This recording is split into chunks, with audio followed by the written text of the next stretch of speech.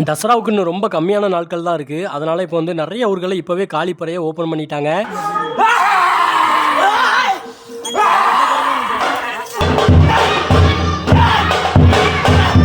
இப்போ நீங்கள் வீடியோவில் பார்க்குற நிகழ்ச்சி வந்து ஃபோட்டோ ஏற்றுறதுன்னு சொல்லுவாங்க. அதாவது இப்போ எந்தெந்த சாமிக்கு ஆடுறாங்களோ அந்த காளியோட ஃபோட்டோ வந்து வச்சுருப்பாங்க. நல்லா மாலையெல்லாம் போட்டு அலங்காரம் பண்ணி வச்சுருப்பாங்க. அந்த சாமிக்கு ஆடுறவங்கள சாமியோட அருள் இறங்க வச்சு அவங்க கையால் அந்த ஃபோட்டோ உள்ளே கொண்டு போய் வைப்பாங்க. உதாரணத்துக்கு இப்போ வந்து ஒருத்தர் மயான காளி வேஷம் போடக்கூடியவர் அப்படின்னா, இல்லைனா மயான காளிக்கு சாமி ஆடுறது அப்படின்னா, அவர்கிட்ட அந்த மயான காளியோட ஃபோட்டோ கொண்டுட்டு போயிட்டு நிற்பாங்க. நின்ன உடனே அவருக்கு பயங்கரமாக சாமி வந்துடும்.